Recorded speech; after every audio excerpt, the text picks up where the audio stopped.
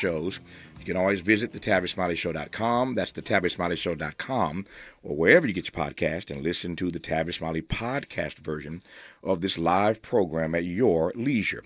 Another great show on tap for you today. In our second hour, a conversation about Afro-pessimism. Afro-pessimism.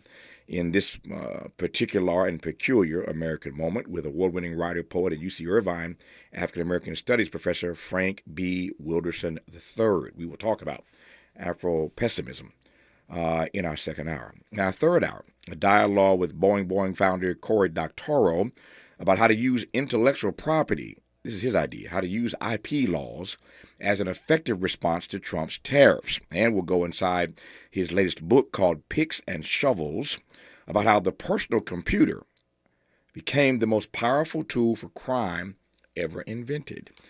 Cory Doctorow today in our third hour. But in this first hour, let's talk politics and economics with the legendary economist, professor, and co-founder of Democracy at Work and author of Understanding Capitalism, Richard Wolff. Professor Wolff, good to have you on the program today, sir. How are you?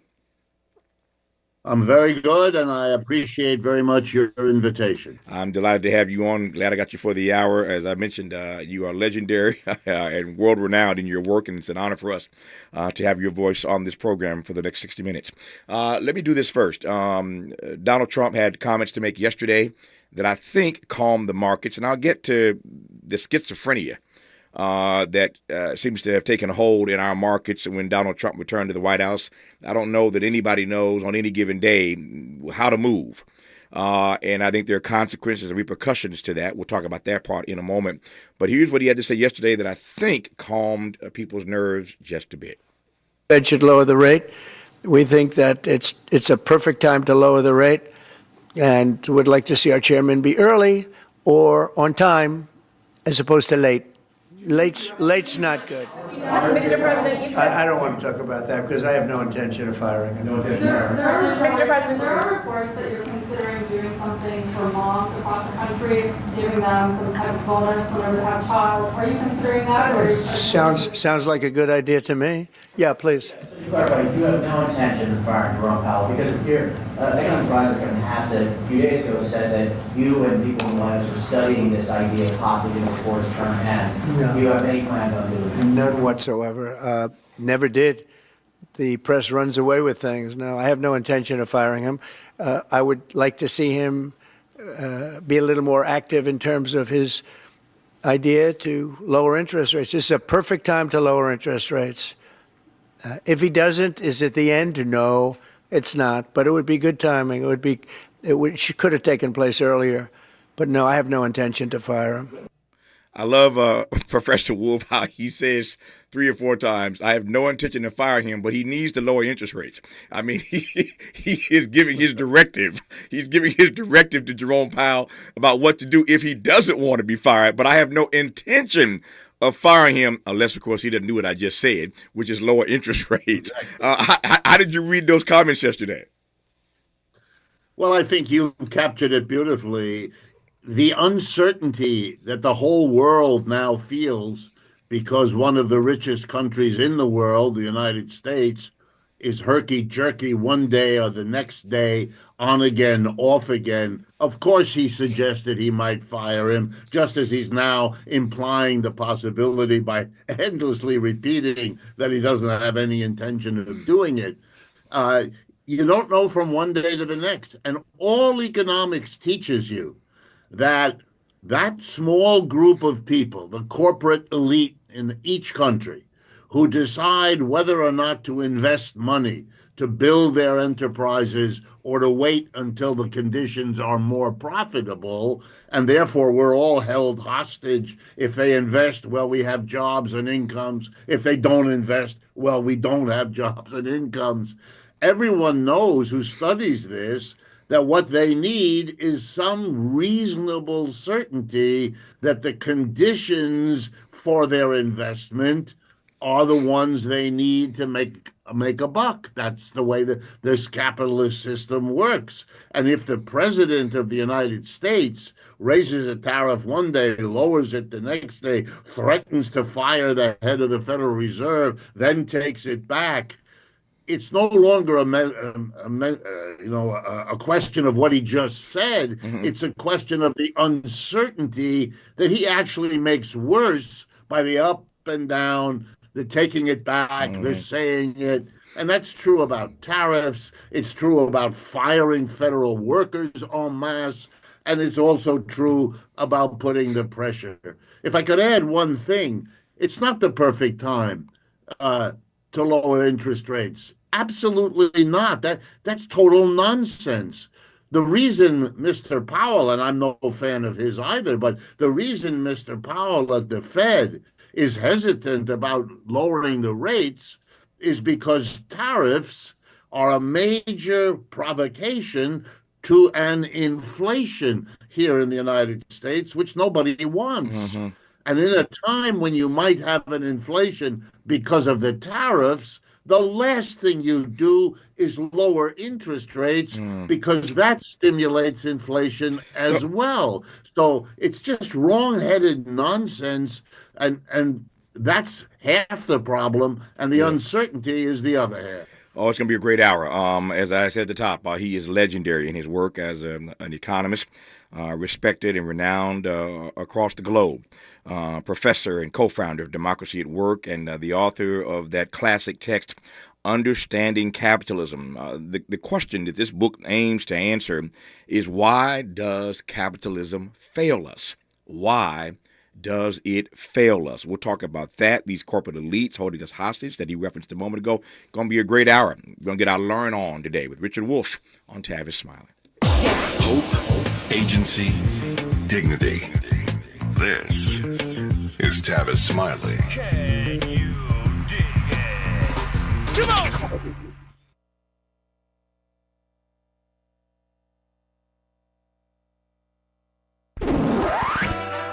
You really about to do it? 40 acres and a mule. This is bigger than the music.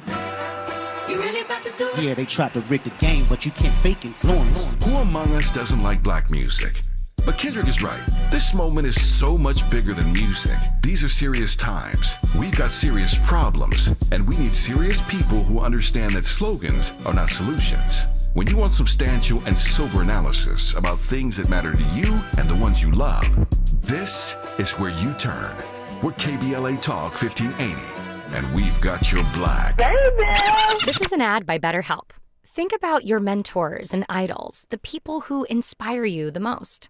While it may look like they have all the answers, they don't. But they do know when to ask questions and seek the support they need. In a world that glorifies hyper-independence, it's easy to forget that we're all better with a support system. Therapy is a great way to find a consistent source of support in your life, so you can break free from the outdated belief that seeking help is a sign of weakness.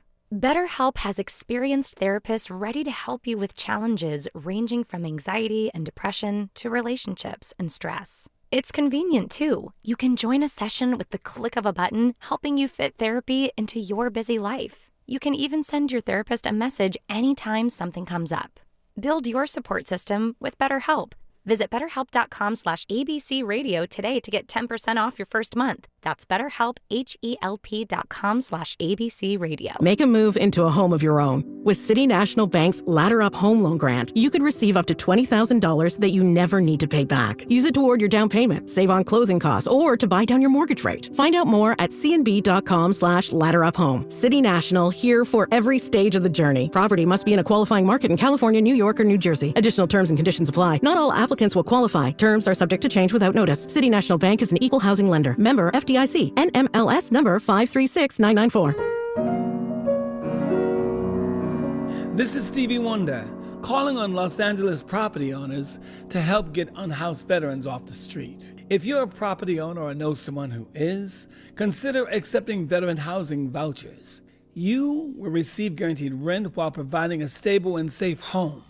Help end veteran homelessness and make a real difference in people's lives. Learn more by emailing houseourvets@lacity.org. Freedom is an endless meeting. So let's get back to it with Tavis Smiley. Tavis Smiley and the legendary economist Richard Wolff, who I'm delighted to have on this program in the first hour. You should be grateful that we have an hour of his insights. So I noted last night and reading more about this morning, preparing for our conversation, Professor Wolf, that the markets, as you saw, surged yesterday after Trump said that he has no plans to oust the Fed chief. You used the phrase earlier. I love it, herky jerky, not to be confused with beef jerky. But I like I like the herky jerky. But what do you make? Again, some broad questions, and we'll narrow this as we move through the hour. What do you make of the way that Trump routinely, with these herky jerky comments, has that sort of up and down schizophrenic impact on the markets? I mean, long term. What does that do to instability when the president himself every other day just jerks the markets like we're on a yo-yo string? Yeah, it's a good image, the yo-yo trend. That's pretty much what it's been. Here's what I think it does for him. Mm-hmm. It puts him in the middle of the world. You know, we used to be, in his first presidency, aware of how he managed to get himself on the evening news literally any day. Mm-hmm. But that was more or less limited to the United States. The rest of the world didn't do it. Now, because of his tariff program, literally, when I survey European newspapers and newspapers in Asia and Africa and Latin America, he's on the front page everywhere. And I think it's a way of pushing back against the decline of the United States in the world, the rise of China and other competing powers, which is not going to stop because of this. But there's a kind of showmanship that he's good at and that he gets himself in there. In terms of your question about the long run impact, I think it is devastatingly bad for the United States. And here's why. Every company in the world that produces goods or services that are eventually sent to the United States and sold here, and because the United States remains a wealthy country, at least in comparison to the rest of the world, a lot of people around the world have jobs and incomes and businesses that depend on selling to the United States or buying inputs to production from the United States. And I can tell you with absolute certainty, every single one of them is now looking for alternatives. It's too uncertain to do business in the United States. You don't know whether firing federal workers will impact your business here. You don't know whether deporting huge numbers of migrants will impact your business. And most of all, you don't know whether the tariffs on, off, up, down. This is crazy. You cannot survive as a businessman or a businesswoman with that level of uncertainty. And so what are you going to do? You're going to look elsewhere. And I have to tell you, you know, in all honesty, that the single most important elsewhere in the world these days is the People's Republic of China and the BRICS alliance that they've built over the last 15 years. That's where the big wealth is now. That's where the growing market is now. And they're not putting tariffs on everybody. No one in the world is behaving the way Mr. Trump and the United States are. So it's just more secure to do your business somewhere else. I'll give you one clear implication of this. On the 20th of January, when Mr. Trump was inaugurated, the dollar had a certain value. Today, it has less value, 6 to 10%. In 2 to 3 months, we don't see movements like that in currency. The loss of value of the dollar is because people are putting their business elsewhere. They're reducing their exposure here to the U.S. to put it in a place where there's less risk associated with it. That's what business people do. That's how capitalism works. It was good for the U.S. when we were on the upswing, but now that our empire is down and slipping more, we are facing these situations, and therefore in the long run, The herky-jerky is not good news at all. I want to stay with that line of conversation, line of thinking, the herky jerky. So, for a guy who, at least in his public pronouncements, seems to dislike China, he's always China is always a target for him, or China, as he calls it, China. But he hates the People's Republic of China in his, again, public pronouncements. But if I hear you correctly, he's playing into their hands. This guy has a Wharton MBA. Does he not see that? Does he not understand that? Or what? What am I missing here? No, I think he understands it probably quite well because he's herky-jerky there too. One of the things he said yesterday that calmed the markets as much as the telling us that he wasn't intending to fire Mr. Powell at the Fed was that he said that the tariffs against China will, of course, come down. They won't go to zero, but they'll come down. Mm-hmm. Okay, these are the highest tariffs the world has ever seen, what he did to China. China only reacts after he does it and always raises theirs less than the United States, just in order to underscore that this is not their idea of what ought to be done. I think what he's doing, and whether he's altogether conscious of it or not, I'm not competent to say.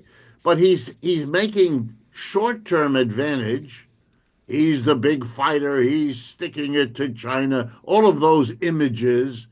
But the long run, he says, the way politicians often do, if I don't take care of this problem in the short run, there is no long run for me. And I think for him, there is no long run.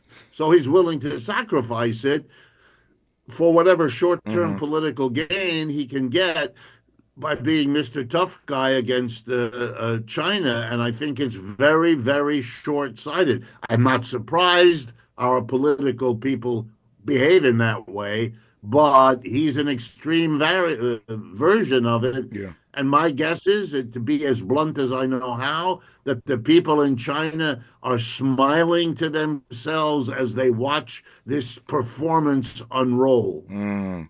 Let me go back to something else you said a moment ago. Speaking of herky-jerky, so that I understand it and the audience understands it, and there are many listening to me who are brighter than I am, obviously on economic issues, so they may be ahead of me already, but I'm a little behind, so I want to catch up here. So Trump yesterday, as we played earlier, said repeatedly that I have no intention of firing Jerome Powell, but now would be a perfect time to lower interest rates. Now would be a perfect time. And then you opine that now is not a perfect time to lower interest rates. So what am I missing about what Trump wants? What is his end and aim, getting Powell or attempting to get Powell to lower interest rates? Since you say it's not a good time to do it, why does he want it now? Perfect. Great question. Here's the answer. Okay. What a lowering of interest rates does is make it cheaper to borrow. That's the whole point. Mm-hmm. And what he hopes for, and what sometimes happens, is there is a lot of borrowing when the interest rates go down, but it's borrowing by people who play in the stock market. They buy stocks on what's called margin.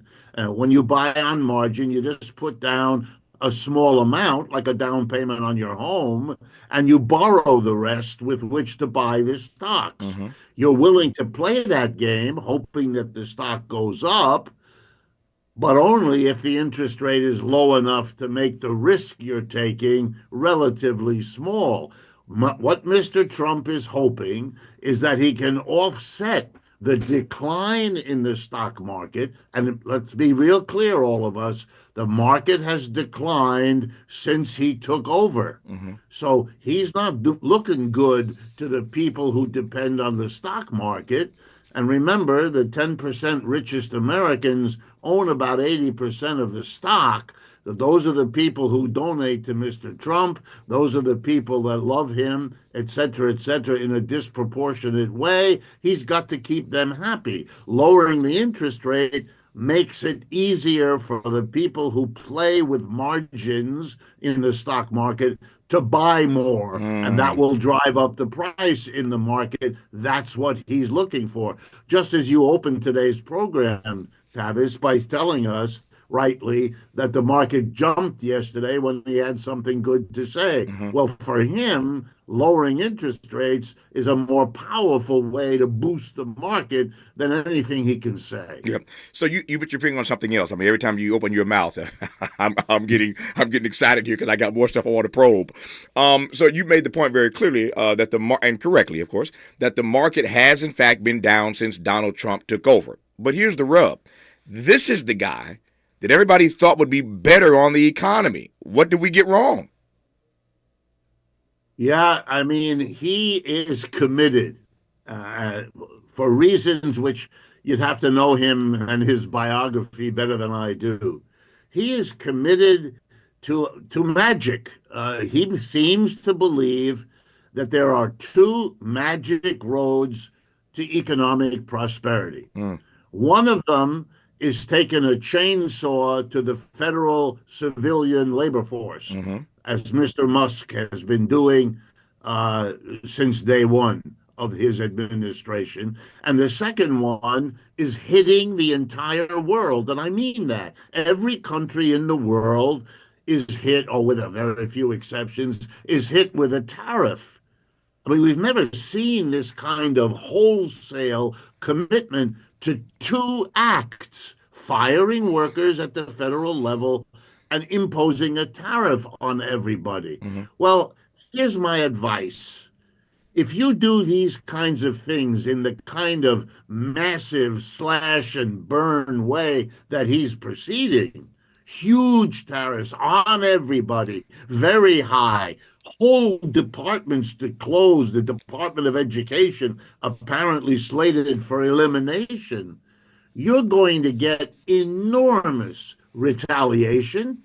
You're going to get enormous response, pushback by all the interests that are hurt by this. That's why you don't see this kind of action very often. It's not that other presidents, Republican or Democrat, didn't have Mr.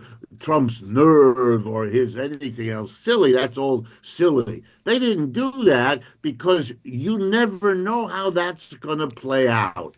What you're watching with Mr. Trump is an enormous gamble. And if it turns out that he made a mistake, and my money personally, he did. But, you know, is it possible he'll pull this all out of the fire? Yeah, but I wouldn't bet on it. And if it turns bad, you're going to see his popularity disappear as fast as it arose, probably faster. I've got 2 minutes here right now. Let me sort of set up where I want to move, and then we'll continue, of course, when we come forward for the rest of the hour. You mentioned Elon Musk earlier. Just reading a story today, a couple of stories, in fact, that Elon Musk may be leaving government sooner than he had planned because the Tesla stock is down 71%. Let me say it again. That's right. Tesla stock is down 71%. At some point, he's got to get out of Washington and out of the White House and leave us alone and get back to saving himself and saving his company. That day can't come soon enough for me, speaking of firing federal workers, but their stock is down 71%.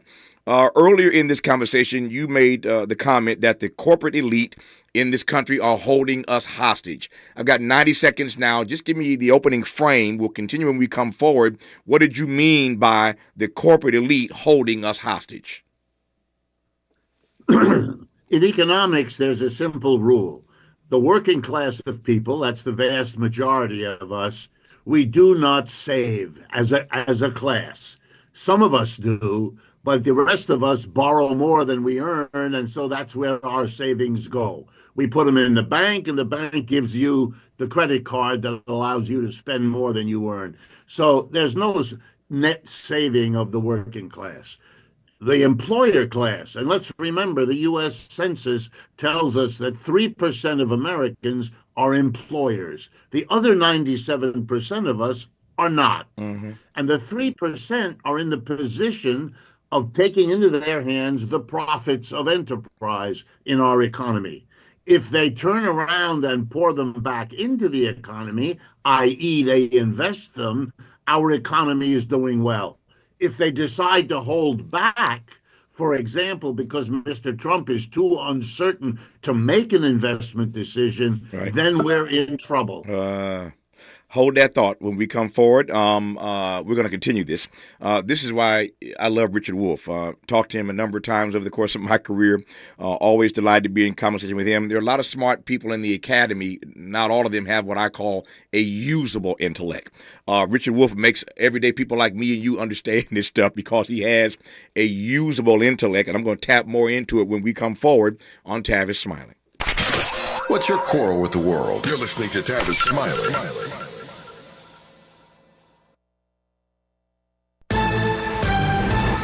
I'm Bree Wood with 4 Things You Should Know with BIN News. 3 more federal prosecutors resigned over the dropped corruption case against Black New York City Mayor Eric Adams, bringing the total to 10. They refused DOJ orders and disliked preconditions for returning after being suspended.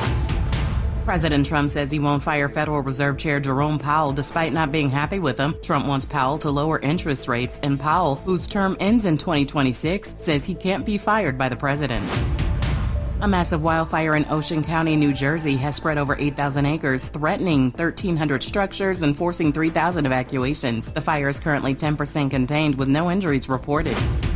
And Ryan Coogler's Sinners, starring Michael B. Jordan, made $7.8 million on Monday, the second best for an R-rated horror film. It ranks third among all horror films for Best Monday, behind It and A Quiet Place Part 2. Get BIN News on demand 24/7 on the iHeartRadio app. Experience adventure at Palm Springs Aerial Tramway. Ride the world's largest rotating tram car. Explore over 50 miles of scenic trails in pristine wilderness. Dine at 8,500 feet with awe-inspiring views and get that perfect souvenir. Adventure at its peak. Learn more at pstramway.com. This is the KBLA Sports Minute with Ray Richardson. The Lakers got it done last night, and they flexed their muscles in the process. In a very physical game at Crypto.com, 46 fouls were called. The Lakers beat up Minnesota 94-85 to even up their first-round series at a game apiece. Another strong performance for Luka Doncic, 31 points, 12 rebounds, and 9 assists. LeBron finished with 21 points. The Lakers were perfect from the free throw line, making all 20 of their attempts. A major factor in the Lakers' win was their perimeter defense. In Game 1, Minnesota made 21 three-pointers. They made only 5 of 25 last night. On nearly every attempt, a Lakers defender had a hand in their face at the three-point line. The next 2 games are in Minneapolis. Game 3 is Friday night. Let's see if the Lakers can maintain this newfound defensive intensity. Game 3 for the Clippers in Denver is Thursday night at the Intuit Dome in Inglewood. No debates, no speculation, just the info you need. That's your KBLA Sports Minute. I'm Ray Richardson on KBLA Talk 1580. We've got a lot to talk about. Hi, I'm Zoe Williams, a.k.a. the Voice of Reason, encouraging you to join me weekdays from 7 to 9 p.m. for the world's most intriguing relationship radio roundtable. Every night, I facilitate and encourage our loyal listeners to participate in the most engaging relationship discussions you'll hear anywhere. So make it a point to rendezvous with me, Zoe Williams, the Voice of Reason, Monday through Friday, 7 to 9 p.m. Pacific Standard Time. Trust me, your relationships will never be the same. The VOR is on fire tonight. Unapologetically progressive. KBLA Talk 1580. We've got your black.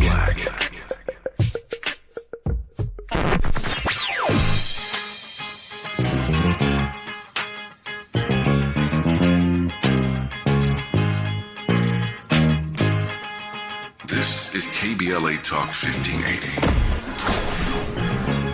Talk radio. That's music to your ears.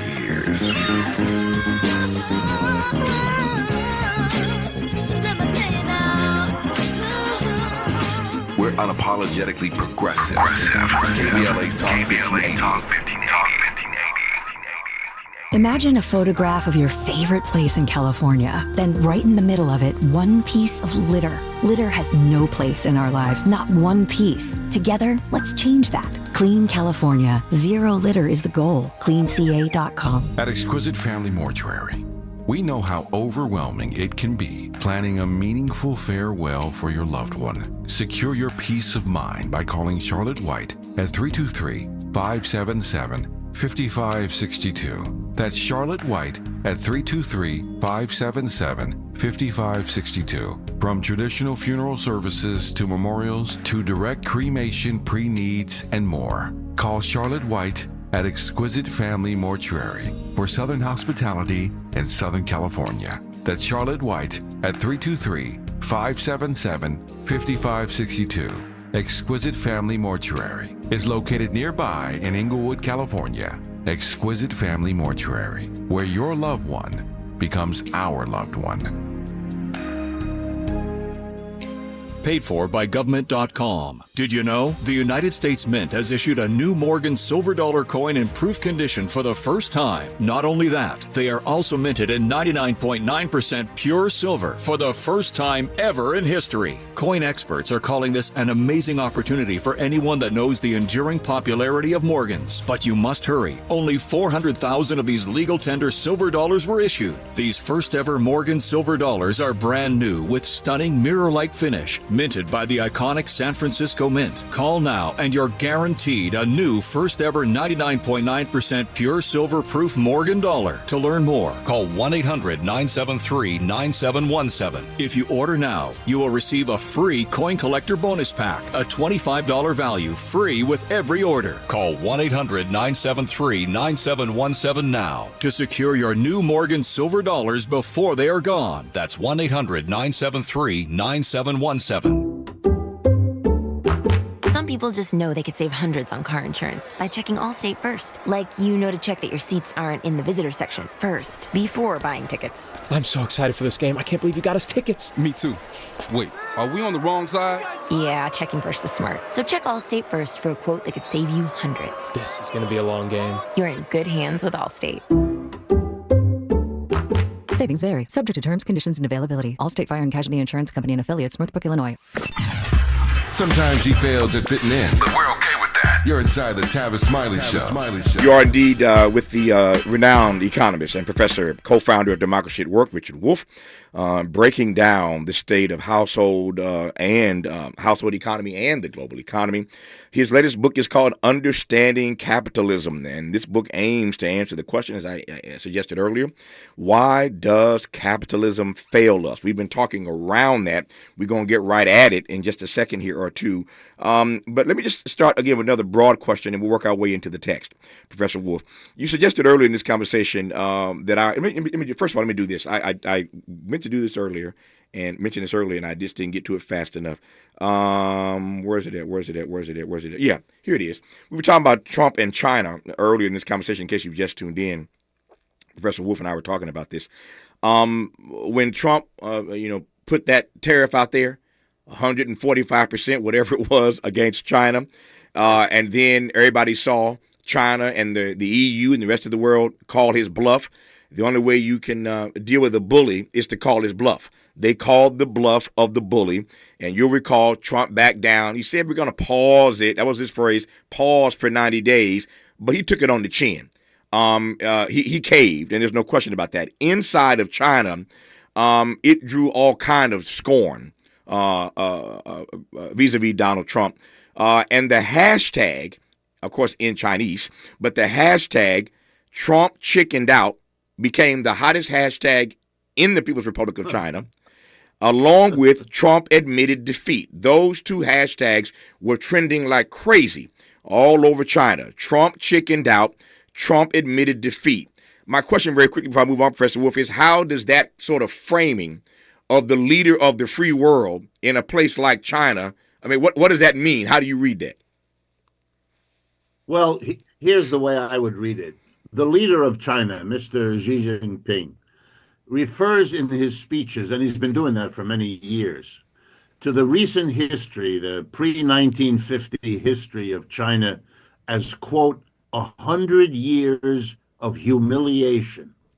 In other words, the way the Chinese understand the previous 100 years before the Communist Revolution and their new government, which came into being in 1949, 1950.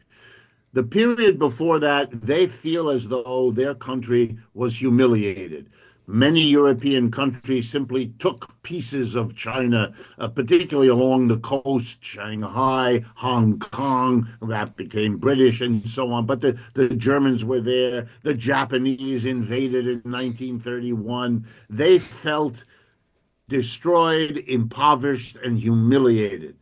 And then, after this communist revolution, with the Communist Party in charge of the country, the last 70 years have been coming back from humiliation. Well, nothing symbolized humiliation so much as being dealt with in a kind of summary way by one European or American leader after another, not taking them seriously, not considering their interests as being at all relevant.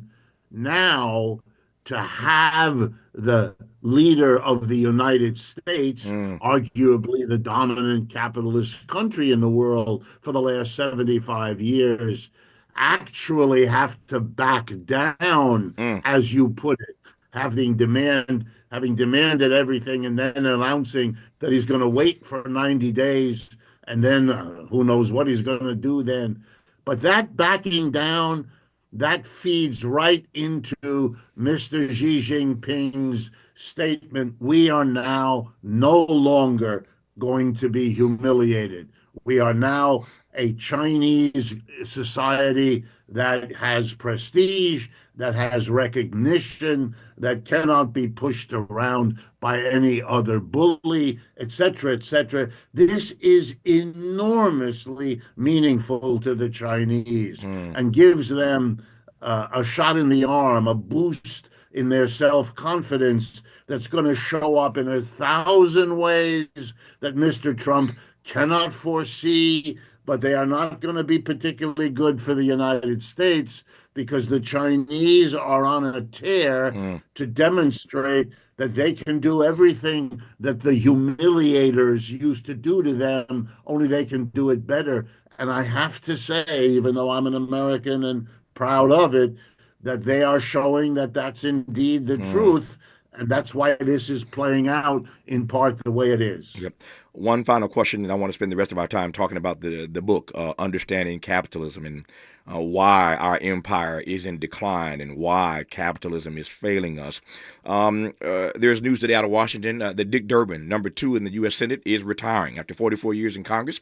Dick Durbin, number 2 to Chuck Schumer, is not running for office, not running for re-election out of the land of Lincoln, the state of Illinois. So Dick Durbin is standing down. I've said many times on this program, for a variety of reasons, that Chuck Schumer, for many of us, is no longer the answer to the prayer. He ought to step down as well. There's talk about AOC perhaps challenging him in the state of New York. That's not my business. I'm not a New Yorker. But his leadership, I think, is wanting in this particular moment. So Durbin, the number 2, says he's done. We will see what Chuck Schumer does in the days ahead. But broadly speaking, when it comes to these economic issues, how do you see, I recognize they're the minority party at the moment, but how do you see Democrats showing up or not on the economic front, Professor Wolf? Well, I cannot evade your question. It's the right question to ask. So I'm going to be as blunt and honest as you are famous for being yourself. The Democratic Party is not saying much. I think its strategy is to let Mr.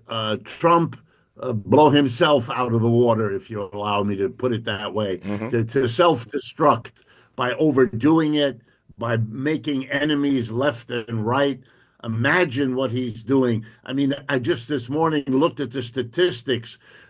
Travel agents in Canada are reporting a tremendous drop in the visiting by Canadians of the United States this coming summer, because reservations and stuff have to be made now, and they're not doing it. They are so upset in Canada about being, as they put it, humiliated by the United States, having been demoted from a loyal friend and ally to somebody to kick around and abuse economically, that they are not coming to the United States.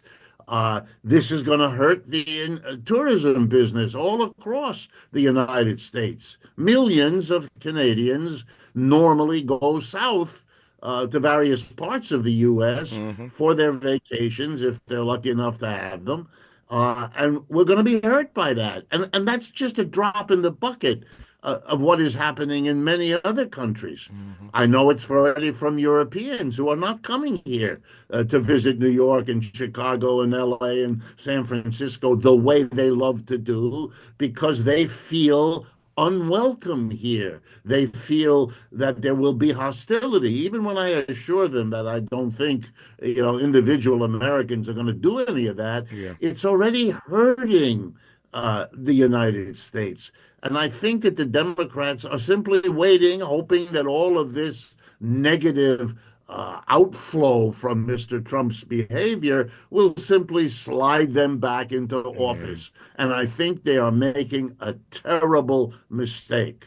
I think the only reason the Republicans got into office is that people who traditionally voted Democratic were so disappointed that the Democratic Party didn't make more of a fight, didn't make more of a program to help them, that they either voted Republican out of anger or didn't vote at all, out of disinterest and out of a kind of desire to smack back at what they feel was neglect by the Democratic Party. And that if the Democrats do not change their ways, they're going to continue to lose.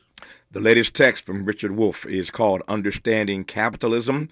Again, the central question in the text is, why does capitalism fail us? Put another way, why is this empire in decline, the richest nation in the history of the world? We'll cut him loose for the rest of the hour on that when we come forward on Tavis Smiley.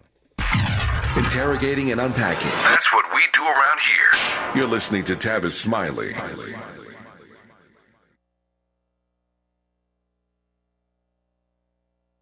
We asked seniors how to prevent Medicare scams. My best advice, if you get a phone call, do not talk to the person. These people are well-trained. Don't talk to them. They don't know me. They're just trying to scam me. Don't be fooled. Hang up. Just hang up. Never give out your Medicare number. They're going to get your number to put in a false claim. If I get a call from someone, I don't pick up the phone. And should I pick up the phone and they ask for information, then I hang up. How do you detect Medicare fraud? Just like I check my credit card statements, I check my Medicare statements monthly. Scammers can get a hold of your number, order medical devices through your account, and you're not even going to know about it if you don't look at your statement. Check your statement every month. If you get your statement and you see something that you know you did not have done, you report it. Call your senior Medicare Patrol. To report Medicare fraud, call the Senior Medicare Patrol at 855-613-7080. If you missed our KBLA Talk 1580 Town Hall, the Altadena Eden Fire, 100 Days and Counting, you missed an evening of reverence, reflection, and reality. You gotta live in the reality, because this is it. Every day, you wake up, is this my life? Don't stay in denial, because yes, it is. Don't stay in bargaining, where you're praying for a miracle, and if it wouldn't have happened, then this is what I would have done. It did. Our panel participants kept it real. Really real. I think, number one, it's amazing to me how we ignore systemic racism in our community, and as a people, we've apologized for so much, but when will we stop apologizing for what we have paid for? Because the truth of the matter is, we paid for this. You can always count on KBLA Talk 1580 to give it to you straight, no chaser. When you love folk, you tell them the truth. Seeking the truth, speaking the truth. We're KBLA Talk 1580, and we don't black down. KBLA Talk 1580. We've got a lot to talk about. KBLA Talk 1580 reminds you, when we fight, we win. The Youth Justice Coalition is challenging America's addiction to incarceration and discrimination. YJC works to dismantle policies leading to mass incarceration, law enforcement violence, and the school-to-prison pipeline. Their approach? Transformative justice, community intervention, free LA high school, legal defense, and system monitoring. YJC promotes safety without relying on prisons. Their goal? Prevent system contact and help people exit the system through direct direct action, advocacy, and education. Want to get involved or need help? Call 323-235-4243. That's 323-235-4243. Join YJC in creating change. When we fight, we win. KBLA Talk 1580, your voice for justice. This is a community call to action from KBLA Talk 1580.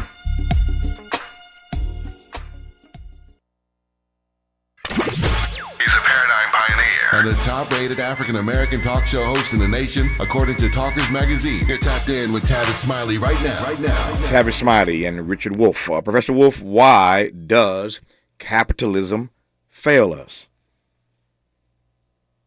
Capitalism fails us in the same way, really, as slavery failed us, and feudalism's failed us.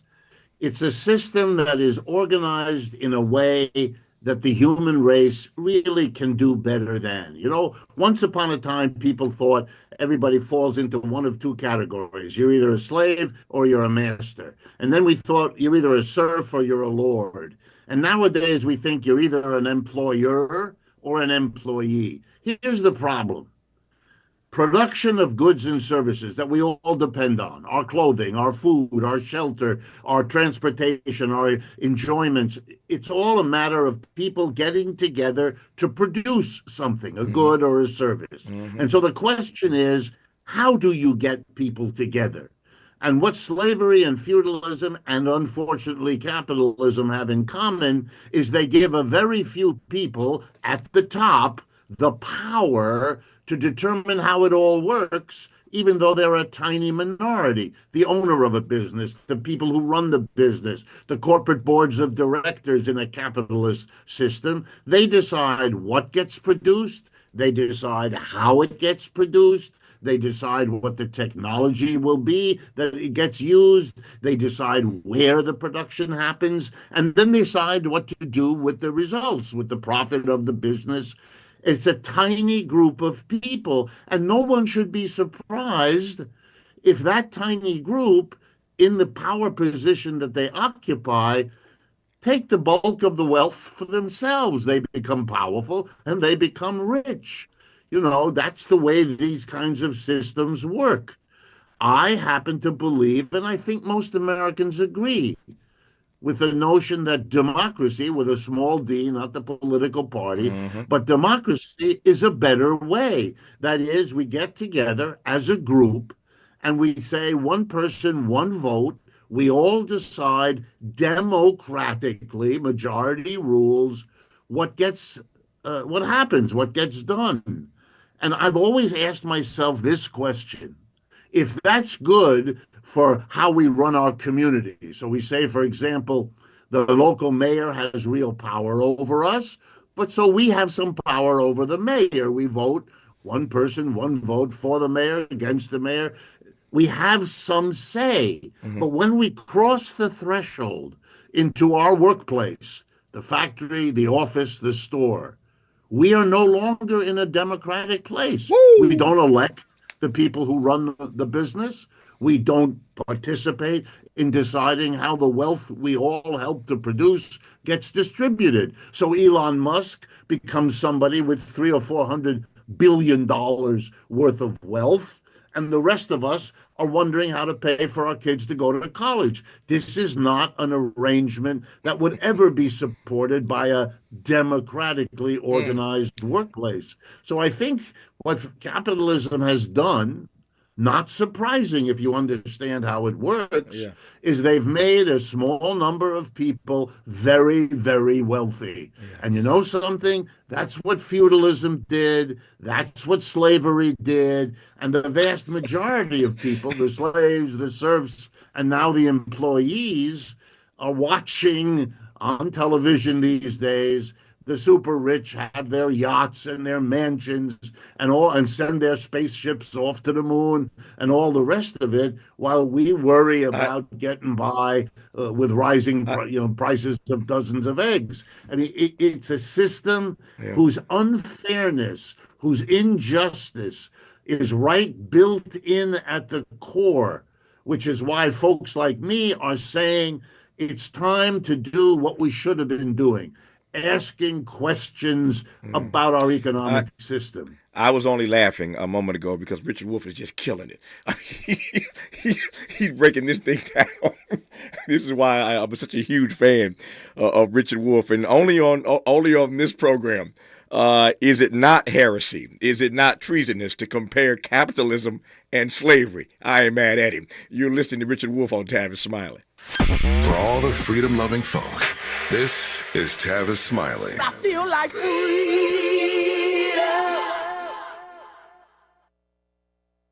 Robinhood Gold members can now enjoy the VIP treatment, receiving a 3% IRA match on annual retirement contributions. With Robinhood Gold, the perks of the high net worth are now available for any net worth. The new gold standard is here with Robinhood Gold. To receive a 3% boost on annual IRA contributions, sign up at Robinhood.com/gold. Investing involves risk. 3% match requires Robinhood Gold $5 a month for 1 year from first match. Must keep funds in IRA for 5 years. Go to Robinhood.com/boost. Robinhood Financial LLC member SIPC. Gold membership is offered by Robinhood Gold LLC. My mom has decided to learn to paint, and she's good. My dad's now into creative cuisine, and I've already put on 6 pounds. Learning new things comes with age. My mom? She started forgetting my name and what we're talking about.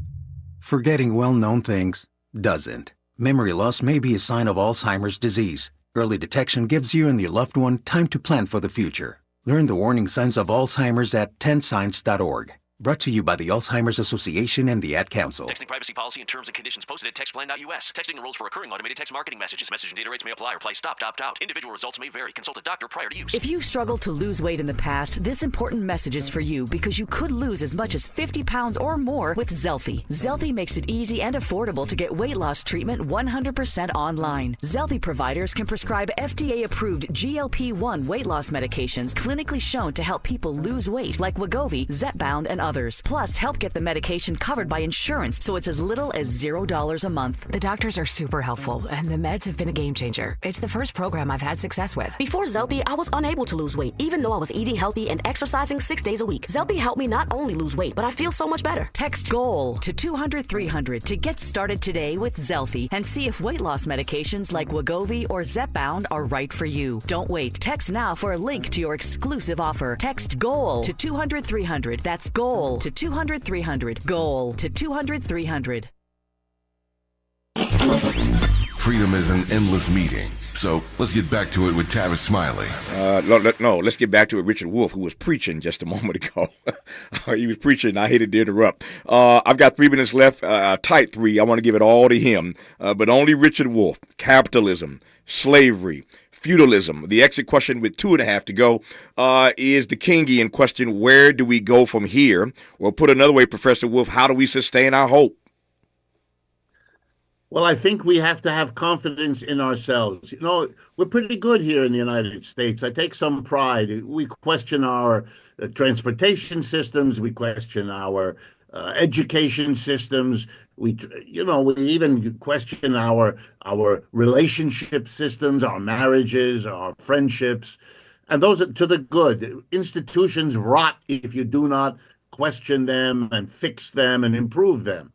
But one of the ones that have been a taboo in our country, and you're right, you have every right to be proud, Tavis, that yours is a program which does not observe this taboo. But most others, as you know, do. The taboo that capitalism cannot be questioned, that if you do that, there's something terribly wrong with you and terribly unloyal or whatever other kinds of attempts to shut you down.